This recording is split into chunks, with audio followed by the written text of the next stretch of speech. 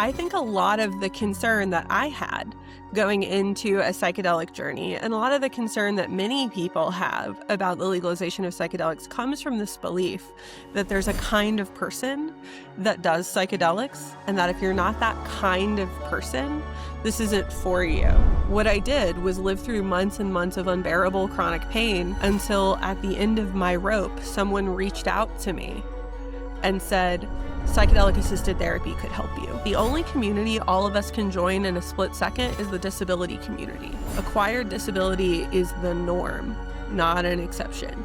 And until you have lived through that, telling someone that they can't access an effective treatment for their condition is a little bit, I think, short-sighted. Not only for them, but for yourself. After my first psychedelic-assisted therapy journey, I realized, number one, that this had saved my life, that I was on a road to falling apart, and that this had picked me back up, put me back on the road, and given me another chance at the life and career and relationships that I felt like I was put on this earth to have. And if you feel called to work in this space, it's because you're supposed to work in this space. And that trust that you have in yourself, that your own thoughts, feelings, and desires are legitimate, and that you deserve to have the things that you want, will be what carries you through the hard parts.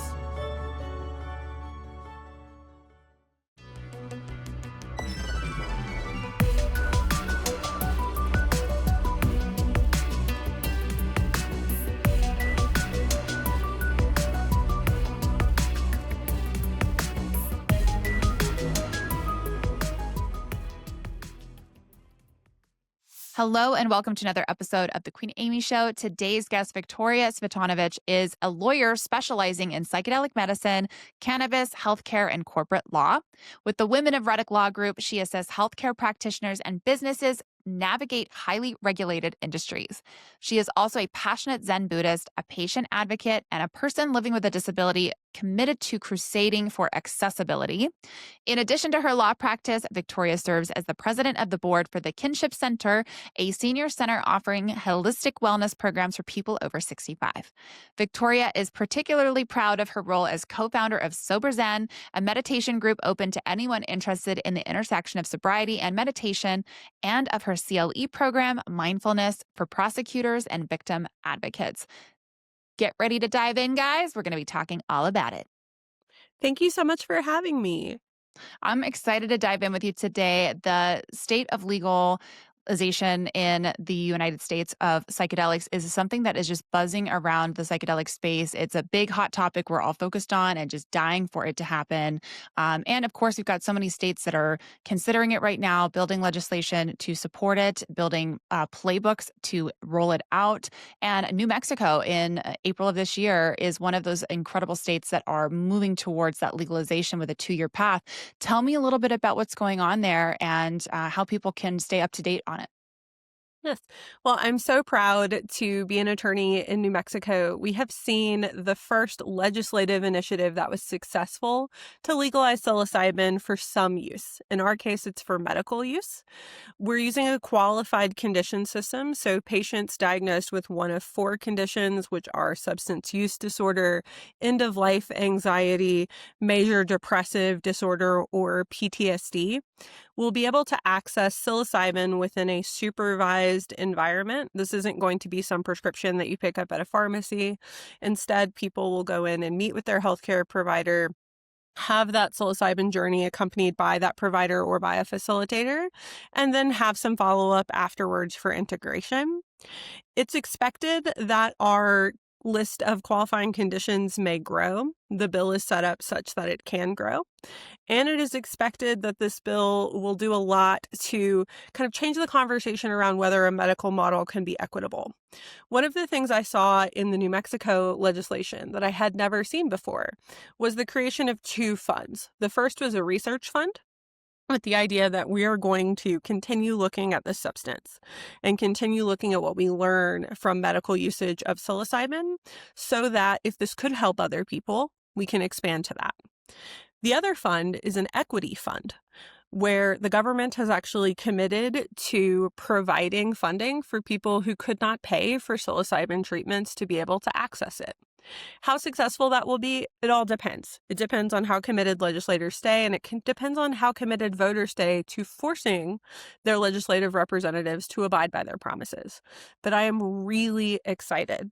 The conversations that I've had with people across the state of New Mexico, as well as with people involved in the New Mexican government, evidence a strong commitment to healing and a strong commitment to benefiting the people of the state of New Mexico.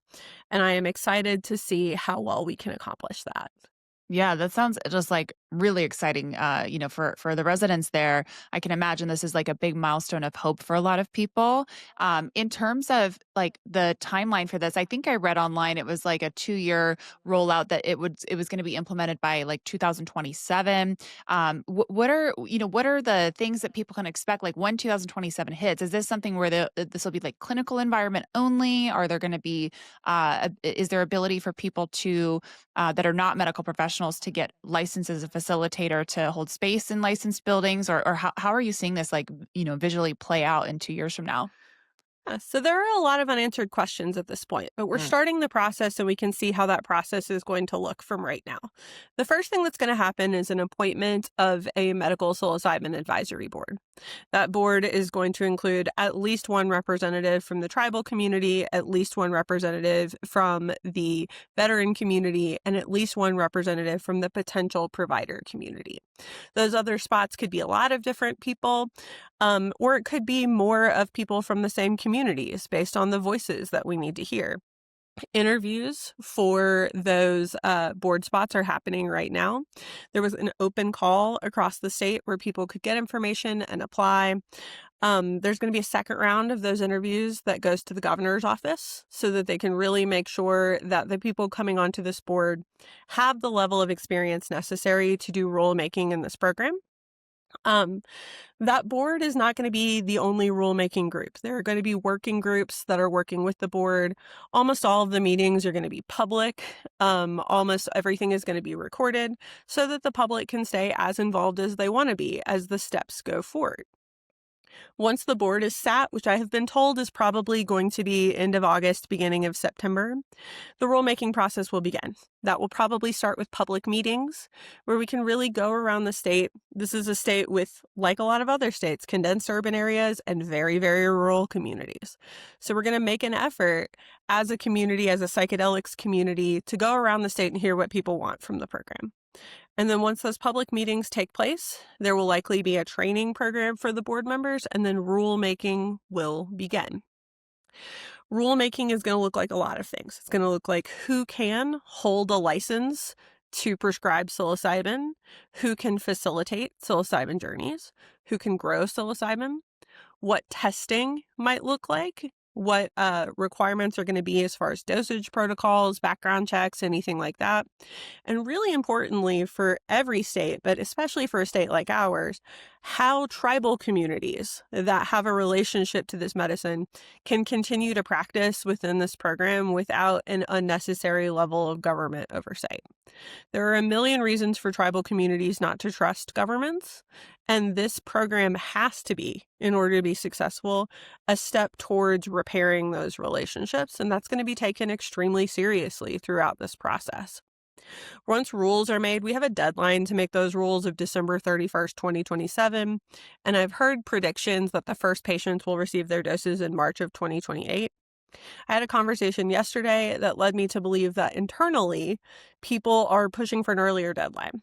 Even though we have this final deadline of December 2027, people are hoping that summer of 2027 we might be finished with rulemaking so that we can really move forward with this process as efficiently as possible. There are a lot of things to worry about as an attorney. I have a million questions and a million potential issues I could bring up, but I am excited and proud to live in a state that is taking so much care to make sure that medical psilocybin is implemented in an equitable way. I am so excited that they're bringing in such a great board of people to be involved in the rulemaking, like having a military veteran, having somebody from the tribal space, having somebody with a medical background. Like, this is really cool to hear that they're being so thoughtful about how they roll this out. I also love that they're also considering a little bit faster of a timeline. And I wonder, just as we see other states like Oregon and Colorado build out these really incredible programs. They're enacted right now. Like, I'm here in Oregon and getting to participate in the legalization efforts here.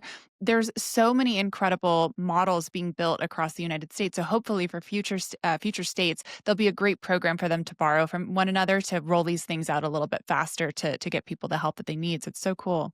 Your background is really fascinating. I love that you have been on the prosecution side and then now this side of the fence. And so having that unique perspective that you have, because obviously that's not everyone's journey to kind of go through both sides of that.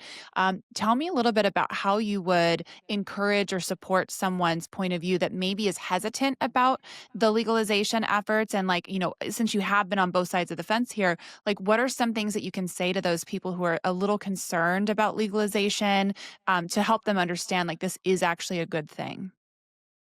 So I'm going to answer your question by gently and respectfully pushing back a little bit on the idea that there are two sides to this fence. Mm.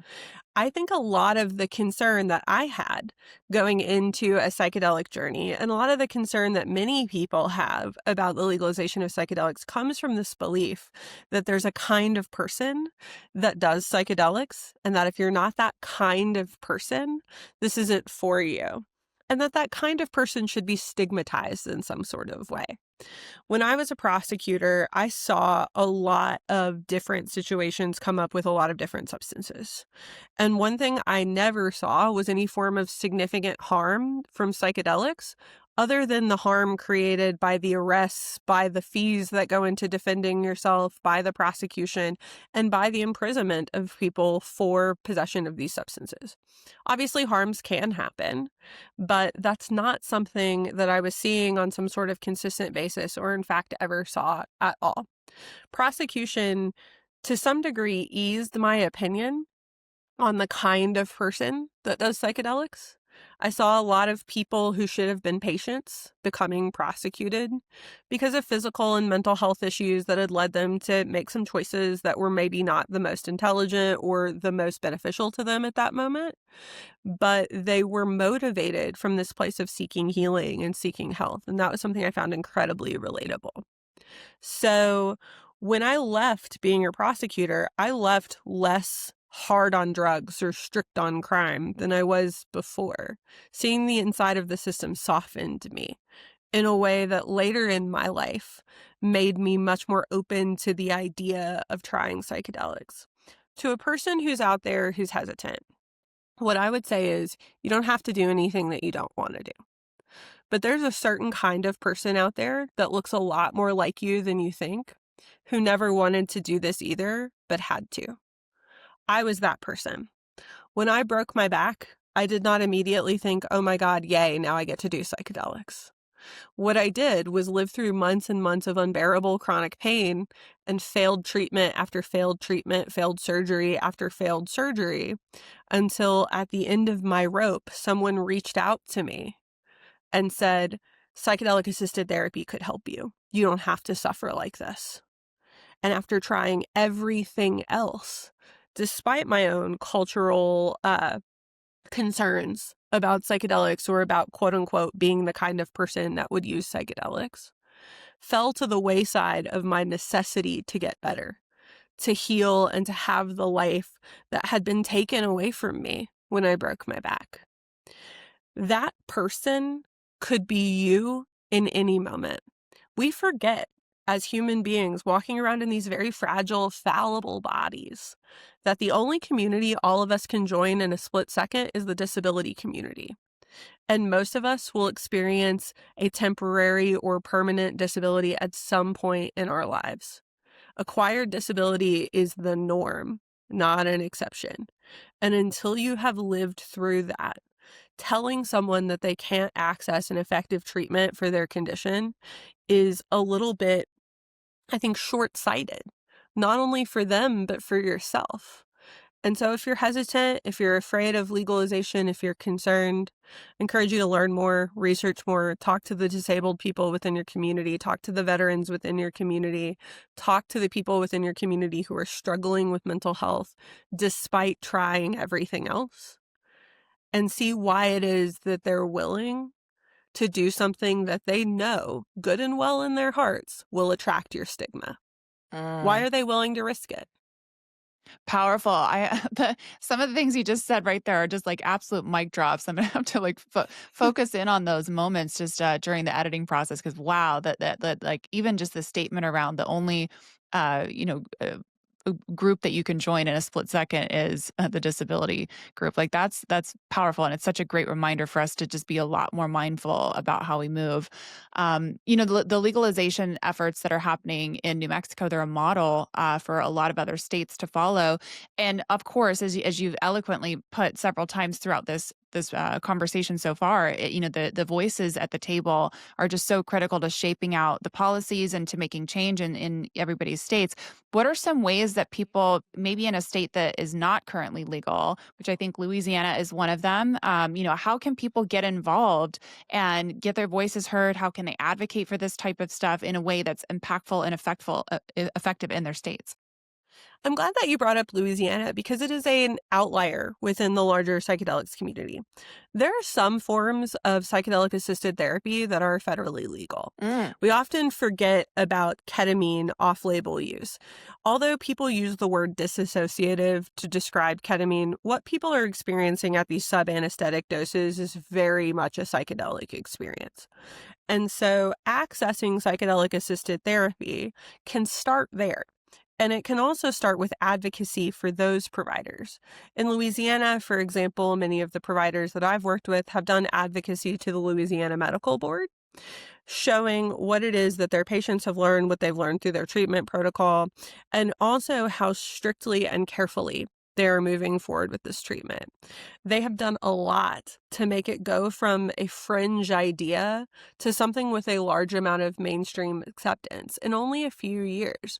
And they've done this despite some very um, bombastic or histrionic medical or news coverage of certain incidents that have happened with ketamine, like um, some high profile celebrity deaths. They really have continued this advocacy and made it clear that this is a serious medical concern that they're addressing.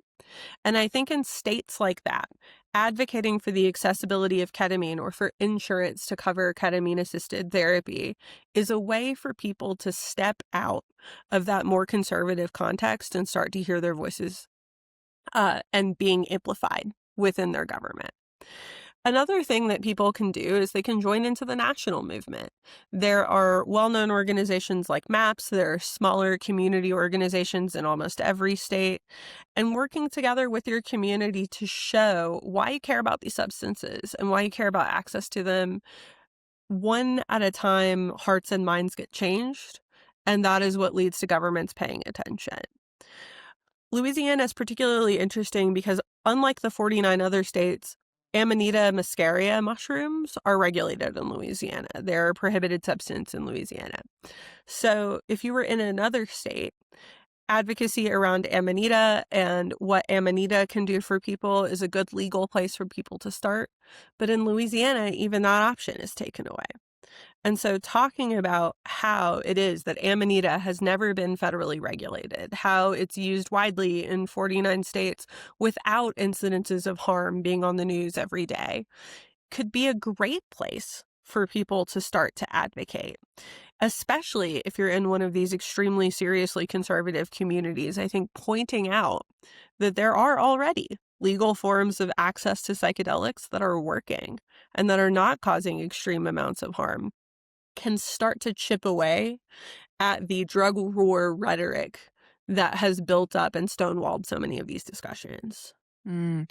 We have seen just such an interesting turn in the political environment in terms of support around experiential or of course we know these are original medicines, but like for a lot of people these are like newer ideas or newer concepts for treating things like depression and PTSD, et cetera, where historically it used to be like the Democratic Party that would definitely be down for it and supportive, and now we're seeing like a bit of a shift where it's like we've got the Republican Party, we've got people like RFK Jr. who are advocating aggressively for access to these sorts of things, which is really interesting how the waters of the political system are really changing. And so, as we look at the traditional or common like religious hesitations around these things, historically it's been associated with like the Republican Party, where there's a little bit more of a conservatism approach to it, and maybe a little bit more hesitation around these types of things.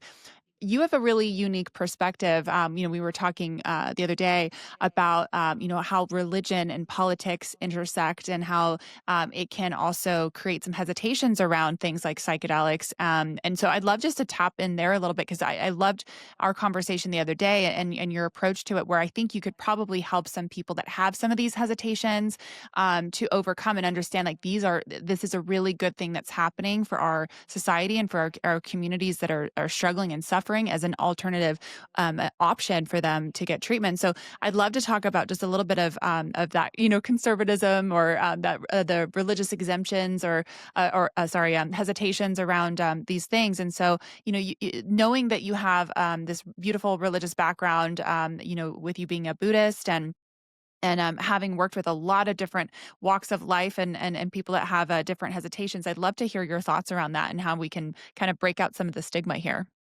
Sure.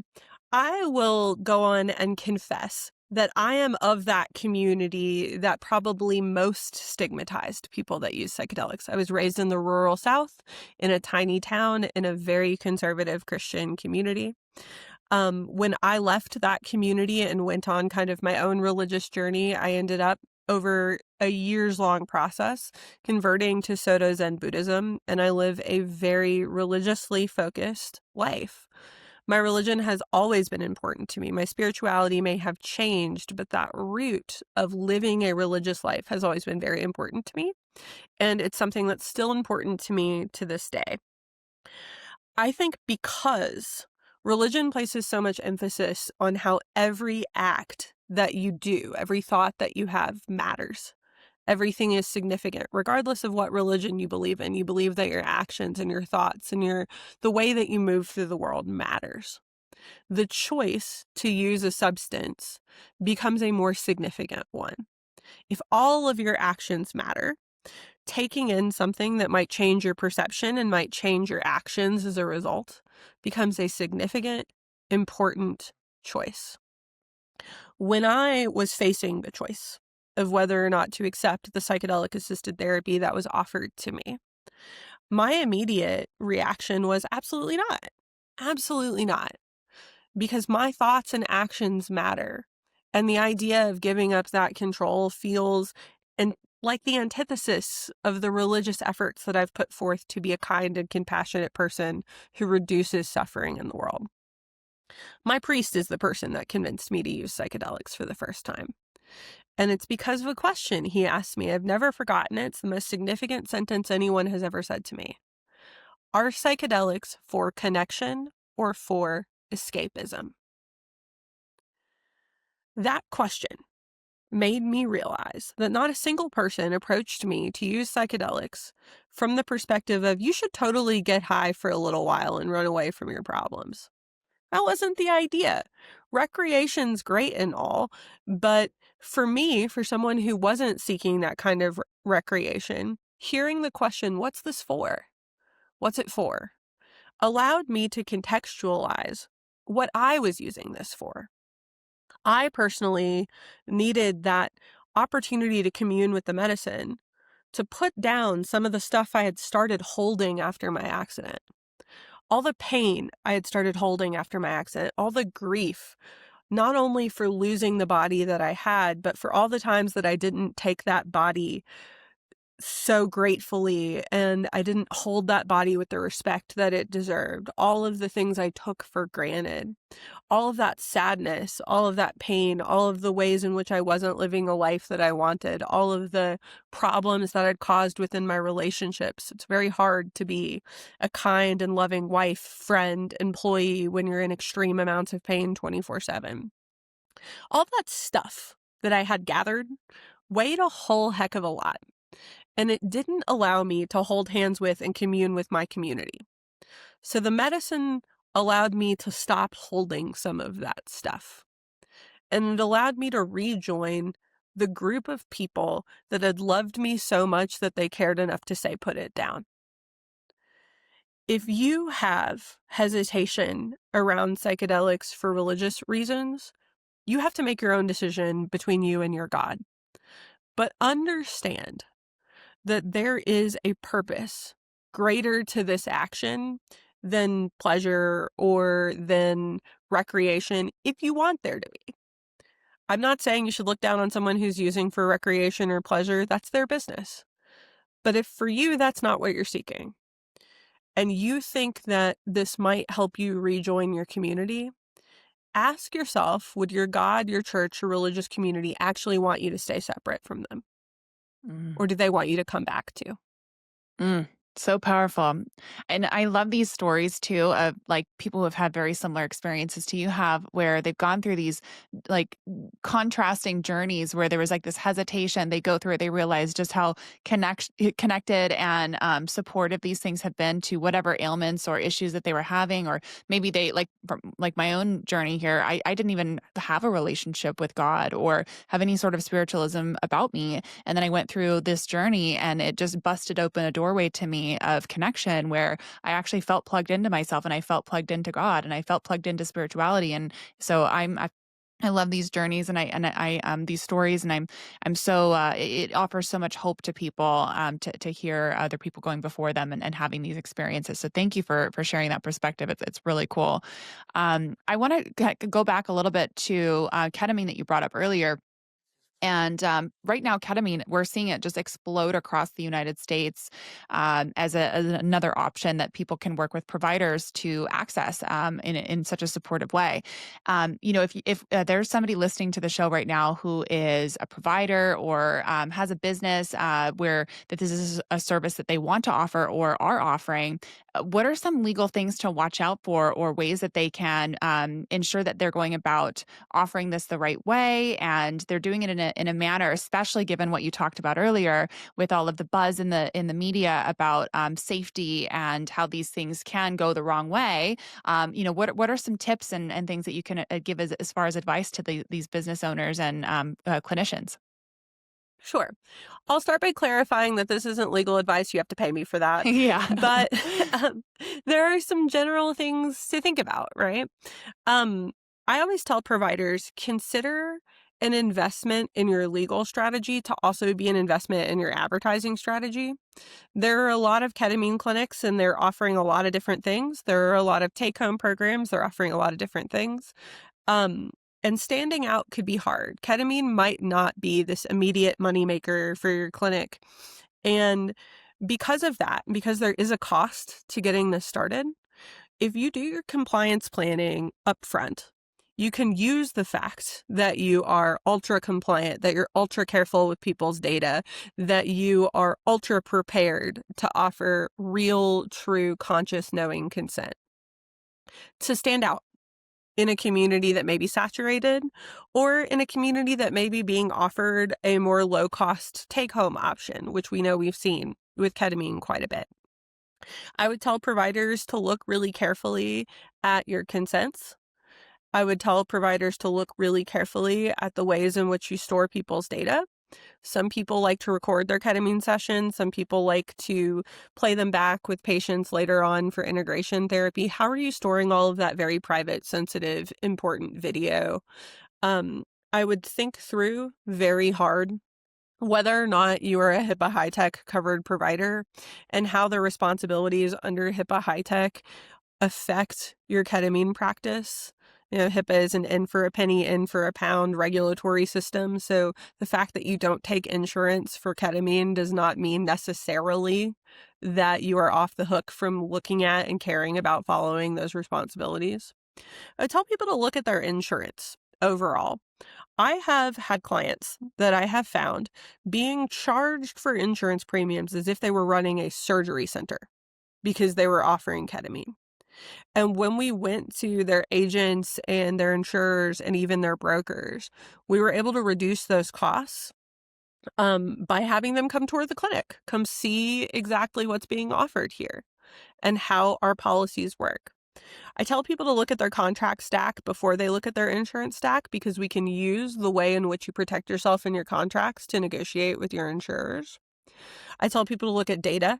After that, a data breach will absolutely destroy the trust of your community. And unfortunately, a lot of people don't protect themselves against these things until it's too late.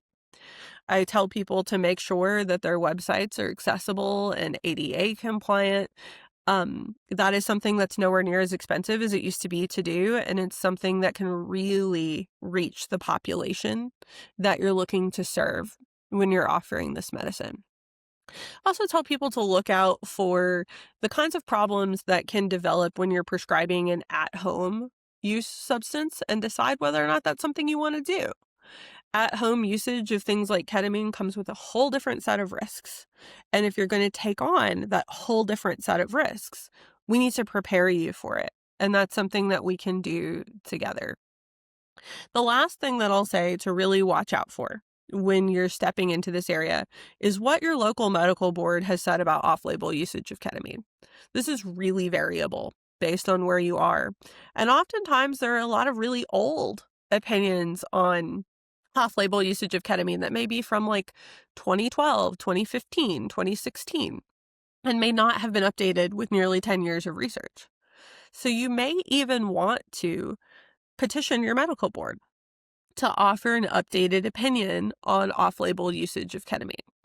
This can help you build a good relationship before there's a complaint. Almost every provider gets a complaint to their board at some point, whether it's medical, dental, nursing, et cetera, et cetera. And so building that relationship as a respectable provider who's trying to comply in advance can help you before a problem happens later. Mm. Sage advice. Amazing. And I'm so curious that, the way that ketamine is able to be done at home, people can get prescriptions, they can do it in an environment, on their own. Do you see that happening for things like psilocybin or any of the other psychedelics that are coming on the market today? I don't really know. I think the problem with the take-home model is always that it's going to be very difficult to evaluate a patient who's using the take-home model to determine what their risk factor really is before something goes wrong. The nice thing about these ketamine experiences people do at home is that they tend to last somewhere between 45 minutes and 2 hours. So a person within a relatively short amount of time, with a person there watching them according to the agreement that they've signed with the company, is able to have this experience and then use digital forms of integration therapy. With something that's going to last longer, like psilocybin, I struggle to see how you're going to be able to prove that your patients are compliant with having someone observe them for that whole time. And Hmm. I think the likelihood that a person would be doing these experiences alone may raise potential liability risks to a point where take-home services might be uninsurable for a plant or a product where the experience is going to last a long time. With that said, there are tons of forms of these things that are being changed every day. People are re-looking at psilocin analogs like Pitocin and other substances to figure out how they could be used in a take-home environment. Take home is never the first thing that I would recommend to a person because it is kind of hard and complicated to juggle all of that stuff.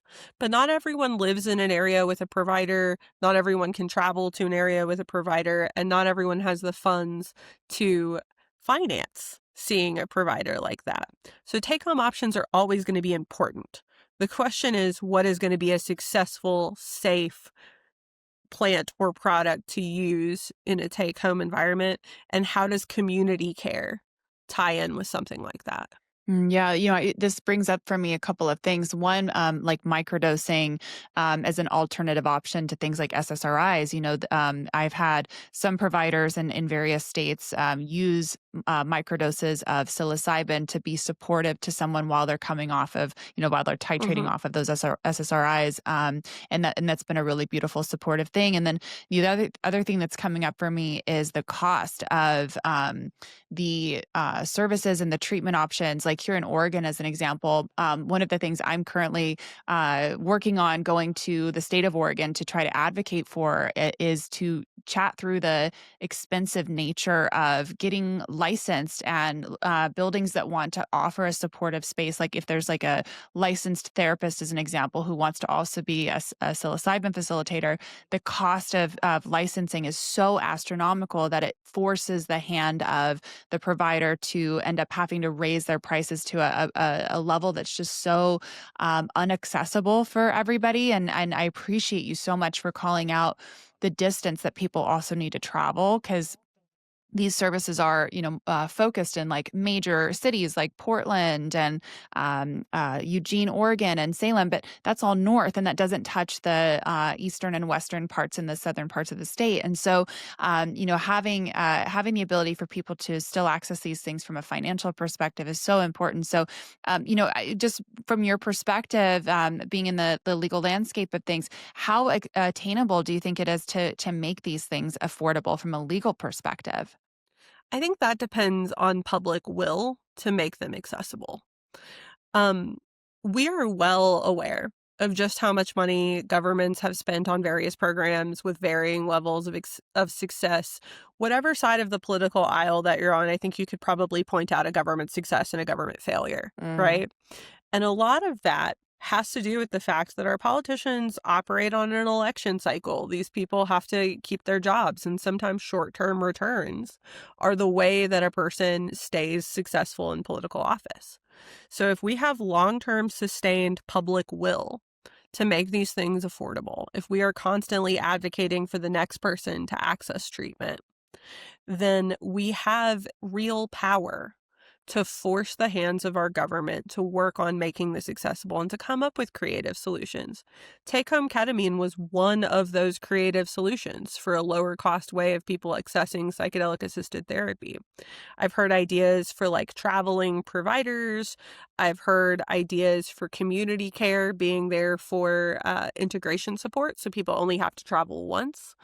There's a lot of beautiful thought in this community, but we need the sustained public support to make it happen, and that support has to be overwhelming. The other piece of this that I think it's hard to talk about without getting a little sad is the fact that we need insurance. We need insurance to cover these treatments.